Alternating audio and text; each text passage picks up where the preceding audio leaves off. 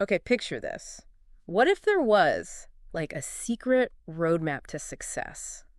Not just luck, but something solid, figured out by really studying the most successful people ever. That sounds almost too good to be true, doesn't it? Like the key everyone's looking for. Exactly. And that's pretty much what we're diving into today. Hmm. Our source material comes from Napoleon Hill's classic, Think and Grow Rich.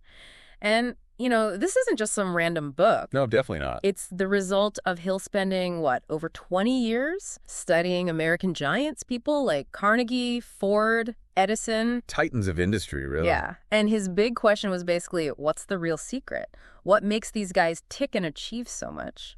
And what's fascinating, and really our mission for this deep dive, is that it's not just about money. Right, that's key. Hill's ideas, they touch everything. Wealth, sure, but also relationships, health, just overall happiness. Yeah. We want to explore how your thoughts, your desires, your whole mindset, how they can genuinely change your life's path. Okay, so if thoughts can change destiny, where does Hill say we start? What's the first step? He calls it the ignition switch, right? Let's unpack that. Precisely. The starting point for any big achievement, according to Hill, is what he calls a burning, intense desire. Burning intense. Oh. Yeah, it's more than just, wishing for something. It needs to become this driving force, almost an obsession. He doesn't just leave it there, though. He gets really practical. There are those 6 steps he lays out, right, for turning desire into reality. That's right. 6 very concrete steps. First, and this is crucial, know the exact amount of money or success you want. No fuzziness like, I want to be rich. Needs to be specific, a number. The specific number. Second, figure out exactly what you're willing to give in return because, well, nothing's free, is it?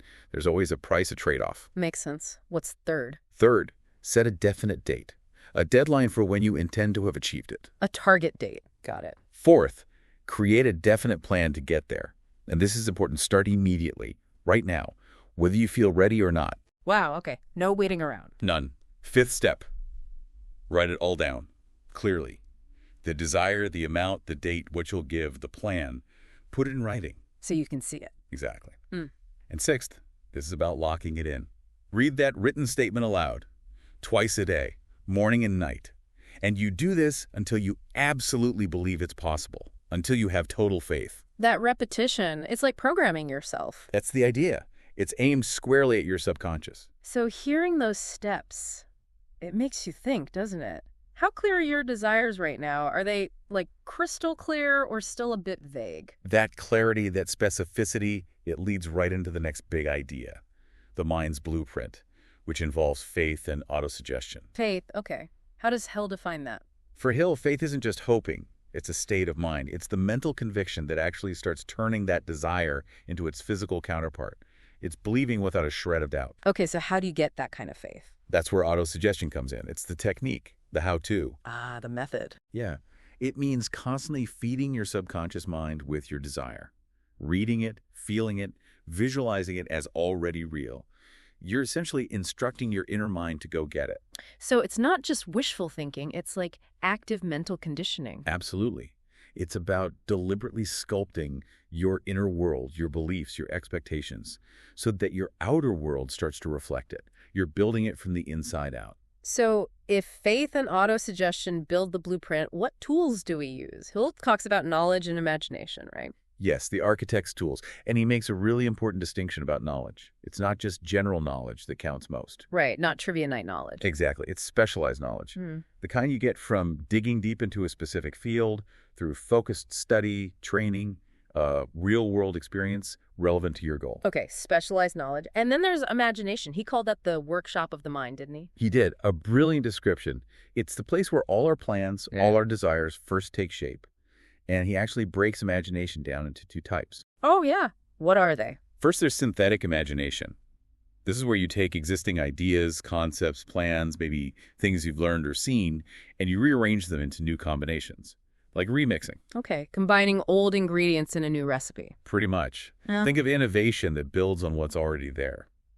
Then there's creative imagination. But really new stuff. Yes.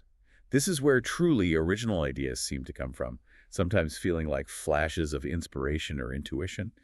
He'll believe this often happens when your conscious mind kind of communicates a problem or desire to your subconscious, and it works on it in the background. So like when you have an aha moment in the shower after thinking hard about something, That could be it, yeah. It often emerges when the conscious mind relaxes a bit. it makes you wonder, doesn't it? Are you actively using your imagination like a tool, really working that muscle, or is it more just for, daydreaming? A great question for self-reflection. Are you directing it?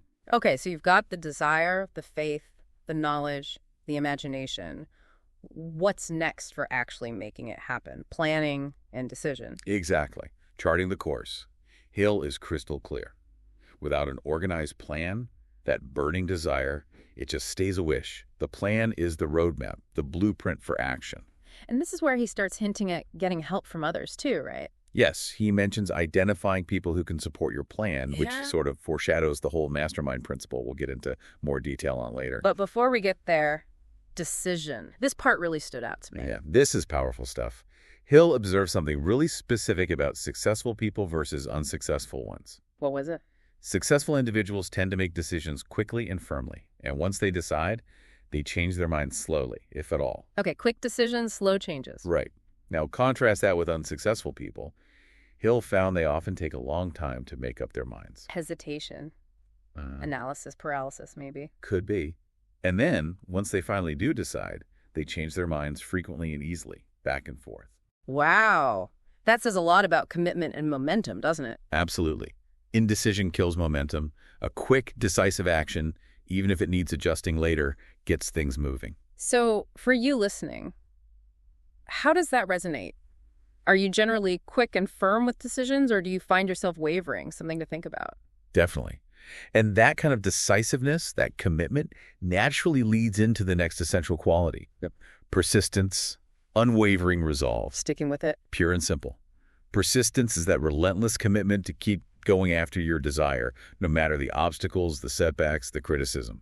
Hill saw it as a direct product of willpower. And this ties into the mastermind concept again, doesn't it? Having support probably helps with persistence. Huge connection. Let's dive into the mastermind group properly now. It's not just like a casual networking group. No, it sounds much deeper. It is. Hill defines it as an alliance.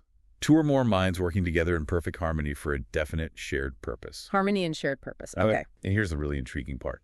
He believed that when minds collaborate like this, a sort of third, invisible, intangible force is created. A third mind, like synergy on steroids. Kind of. Right. The idea that the combined energy, knowledge, and creativity of the group becomes far greater than the sum of its individual parts. Yeah. You get collective wisdom, different viewpoints, mutual encouragement, accountability. That idea of collective energy is pretty compelling. How could pooling mental resources like that change how you approach your own goals? It's a powerful concept. And that focus on the mind leads us deeper inward to what Hill called the inner architects. The subconscious mind and the brain itself. Exactly. He saw the subconscious mind as this incredibly powerful receiver and executor. It takes the thoughts and desires you feed it, good or bad, positive or negative, and it acts on them. So garbage in, garbage out, basically. Pretty much, which is why consciously programming it with positive intentions, with that strong desire and faith, is so critical. You have to guard the input. And the brain, how did he see that fitting in? He described the brain almost like a biological radio station. Broadcasting and receiving. Yeah. Broadcasting your dominant thoughts, your mental vibrations out into the universe, so to speak, and simultaneously receiving thoughts and energies from your environment, from other people. That's a fascinating idea, that our thoughts might actually have a reach beyond ourselves. It suggests our mental state isn't just internal, it influences our interactions, maybe even the opportunities we attract or repel. It's quite profound when you think about it. Okay, wrapping things up, Hill brings us to concepts that feel a bit more advanced. The sixth sense and overcoming fear. Yes, towards the peak of his philosophy. The sixth sense, for Hill, wasn't about seeing ghosts or anything supernatural. Good to clarify. Right. He described it more as a highly refined intuition, a source of direct knowledge or insight that comes seemingly out of nowhere, separate from your logical reasoning or formal learning. Like a gut feeling, but amplified. Kind of. He believed it's connected to the subconscious mind and creative imagination, and it becomes more accessible as you master the other principles. It's like an inner guidance system that helps you make the right moves, often without knowing exactly why at the time. And finally, the big one, fear. Yes.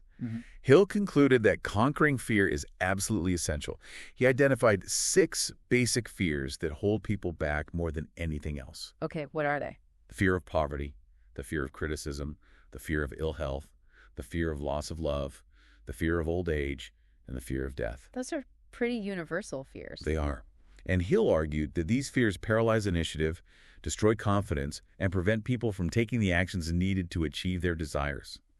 Overcoming them is paramount. This really hits home, doesn't it? It forces you to look inward. As you listen, which of those fears, maybe even subtly, might be acting as roadblocks in your life? It's a crucial question. So we bring this all together, recapping our deep dive into Think and Grow Rich. The core message is powerful. Yeah, it really is. Success isn't random. Not at all. It's the result of applying specific principles, specific laws, consistently. And central to it all is the power of your thoughts. They aren't just passive things floating around, they're active forces. So by getting really clear on your desire, building that solid faith, making a concrete plan, being persistent no matter what, and collaborating effectively, like with a mastermind. Then seemingly any goal becomes reachable. It provides a blueprint, really, not just for getting rich, but for building a truly fulfilling, well-rounded life. A complete and satisfied life, as you said earlier. Exactly. So here's the final thought to chew on. Reflecting on everything we've discussed, what's one specific thought, maybe one limiting belief or pattern that you could choose to change starting today to begin reshaping your own destiny? Because ultimately, as Hill famously stated, change your thought and you will change your destiny.